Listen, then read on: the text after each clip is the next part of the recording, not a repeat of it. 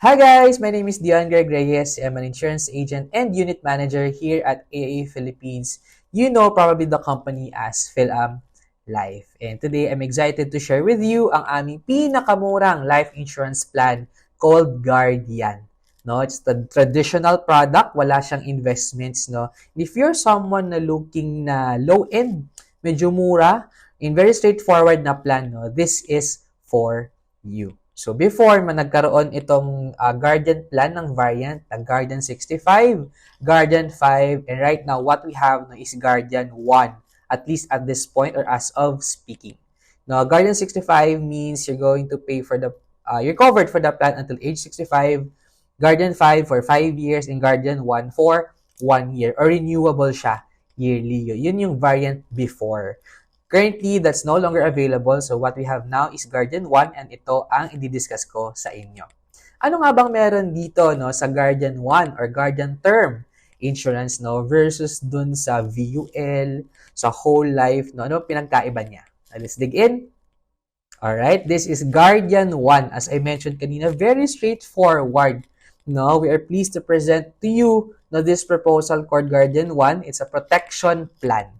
No, yun naman actually yung pinaka-focus ng most insurance plans for protection. Ibig sabihin lang nun, if the worst comes to worst happens, for example, accident, no, death, merong safeguard yung family or maiiwan. No? Kasi sabi nga nila, life insurance is not for you, but for the ones you leave behind. No, kung ano bang meron na maiiwan dun sa family mo, no, nagde-depend sa'yo, especially if you're a breadwinner. So this plan is designed for me. I'm a 30-year-old. No, ang work ko dito ay isang clerk. No, but right now, sabi ko kanina, I'm an agent and manager.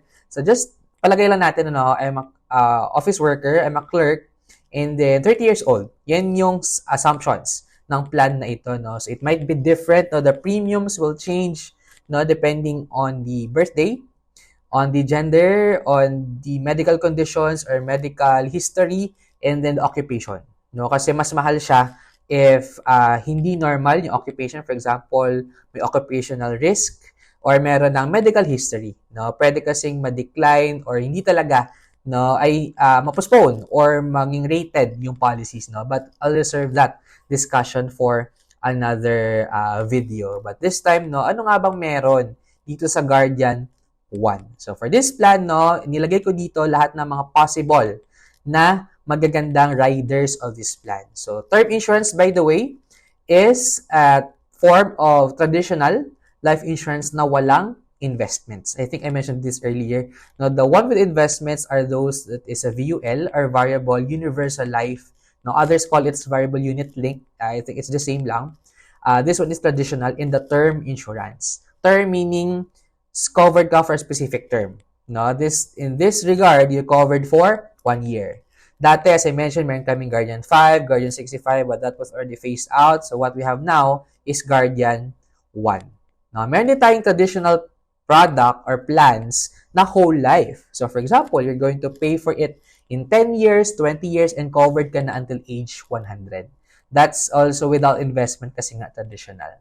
Now, let's dig in. Ano bang meron na very specific na dito sa Guardian 1? Now that you know the basics or other forms of insurance. No, so if you ask me, ito yung pinakamura because again wala siyang investments and straightforward lang siya na covered ka for 1 year.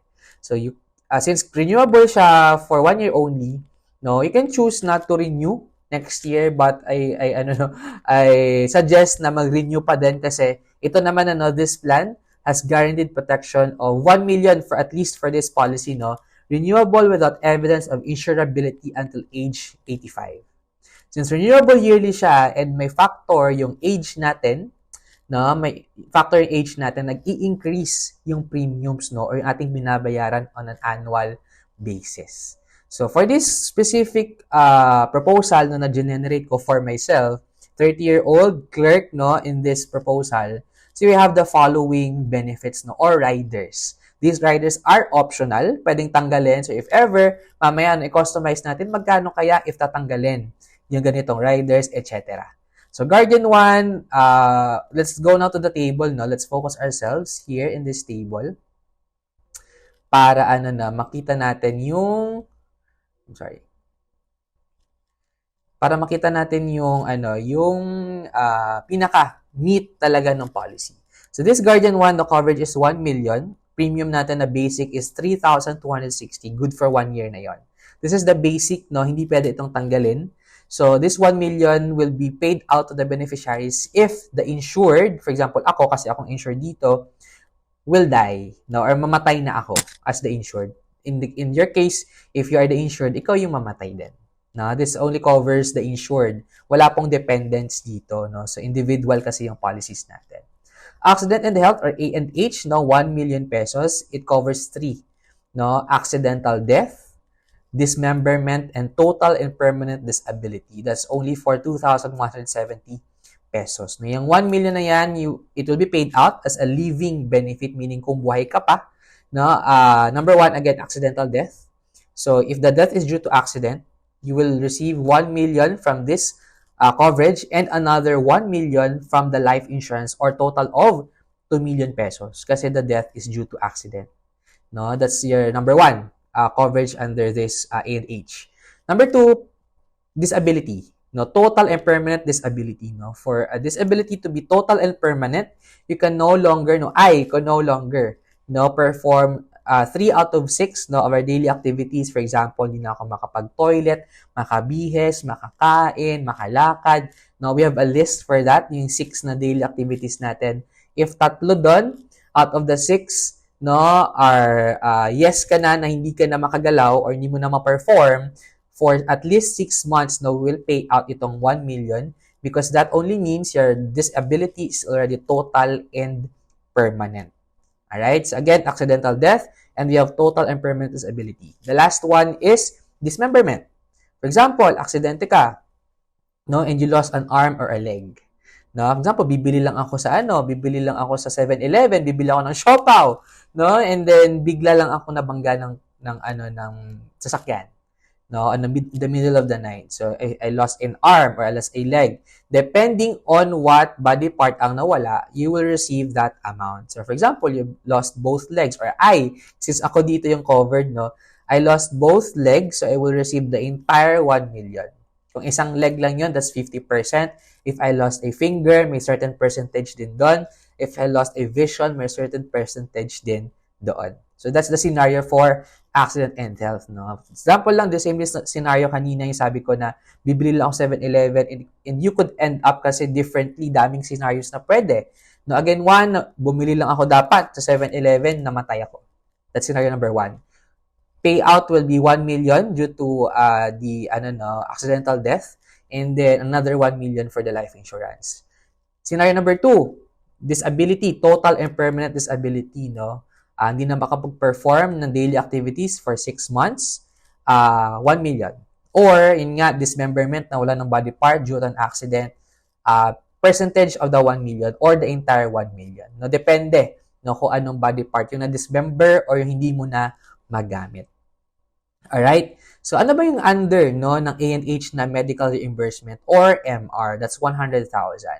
Outside of those 3 scenarios kanina, accidental death, disability, and dismemberment, what if bumili lang ako sa kanto ng 7-Eleven, hindi naman ako na namatay, hindi naman ako disabled, hindi naman ako nawalan ng body parts? What happens if nagkagalos lang ako, nabalian, no, and it cost me, let's just say, 20,000 pesos? This is your coverage. Na 20,000 pesos can be reimbursed under medical reimbursement or MR. If it's an accident, no, especially road accident, no, especially, kailangan lang to claim for this for us to reimburse. Yung cost mo is the receipts and that police blotter or police report, no, that an accident happened and then it resulted to this and that. No, kailangan kasi natin ng proof na na-aksidente ka. No, so yun, no, makakapag-claim tayo under the medical reimbursement. So that's for the coverage, no, for under the accident. Another here is the accidental death benefit or ADB. This is on top of the accident and health or A&H na 1 million, and if ever, no, sakali man, the same scenario, ako ay nawala during bibili lang sana ako sa 7-Eleven, tumawid ako, bigla ako nabangga and I died. And I have this coverage, for example. So, 1 million pesos from ADB, 1 million pesos from accident and health, and 1 million pesos for the Guardian 1 life insurance coverage. So that means may beneficiaries will receive 3 million pesos. Kasi yan yung total accident coverage ko from this plan. Alright? So, yan yung premium natin. Naka-breakdown naman dyan. Ano? And we have here the waiver of premium in case na ma-disable yung insured. No? So, hindi na required magbayad ng succeeding premiums. Yun lang yan. Now, we have here the Medigard or the daily hospital income, no, of 1,500. If in case na hospitalize ako due to illness, due to accident, no, and during hospitalization kasi you have a loss of income, meaning hindi ka makapagtrabaho, wala kang sahod. So what happens now? No, meron kang 1,500 na allowance per day up to 365 days or 1 year. 1 year siya. So 1,500, for example, times 10 days. 10 days ako nasa hospital, no, due to an accident. Example lang. So, I will receive as part of my plan, upon lumabas na ako, I can reimburse or pwede akong mag-apply no, ng DHI worth 1,500 times 10 or 15,000 pesos. This is the coverage of Guardian 1 na may ganitong riders. And all in all, imagine, no, we only have one annual payment mode, no, which is annual, sorry. And the premium for that 1 year only is 11,823.25 pesos. Imagine, example, the cost of death is due to accident.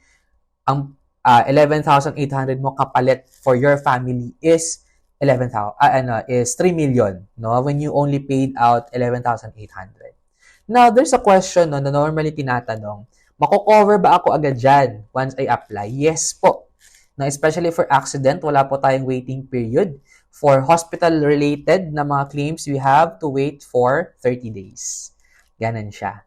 No? So, kasi meron kaming case May case kami, not my client, but the other client of others na just 3 months, no, within this policy. Tapos, the same, Guardian 1 din yung kinuha na namatay bigla. No? Although it was, I think, sickness yung naging cause of death. I think COVID, if I'm not mistaken.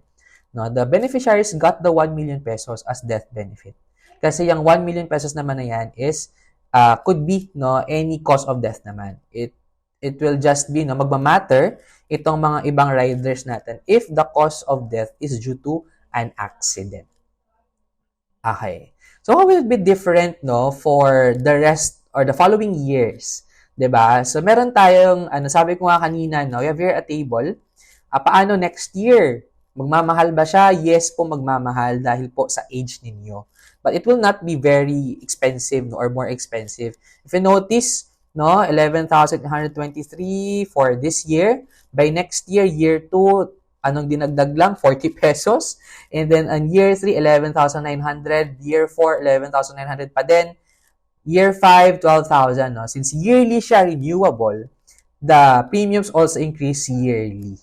So at age 55, it's only 21,000 pesos for the same coverage. Ganon. Diba? That's for the same coverage yung sinabi ko kanina. So, wala siyang cash value for other variants kasi meron since this is renewable yearly. Okay, what if?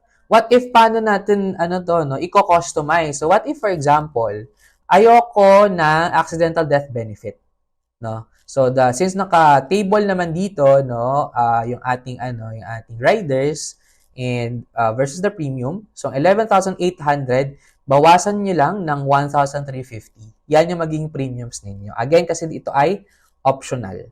Optional lang itong mga riders no. Itong Guardian 1 lang na 1 million pesos na 3,260 yung pinaka-fix talaga. So if you only want that life insurance worth 1 million pesos, ito na 'yon.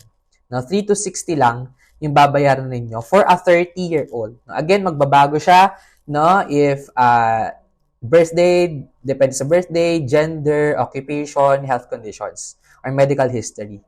Na ganun siya. So, example, ayaw mo naman ng Medigard, no, or yung hospital income na 1,500. 3,600 tanggalin nyo lang, i-minus nyo lang yan sa 11,800. No? For if you want to customize it further, pwede naman. No, just ask me, no? I have here my email address sa baba ng video na to to have your inquiries, no, specific sa akin. Paano ba mag-customize? Paano pag ganito? Paano pag ganito yung age ko, etc., etc. Alright, that's it for Guardian. Ano? And as I mentioned, if you want to have a customized proposal for you based on your age, birthday, occupation, medical history, let me know via the email. No? Meron akong email address dyan or sa comments. I prefer the email para matutukan ko talaga. No?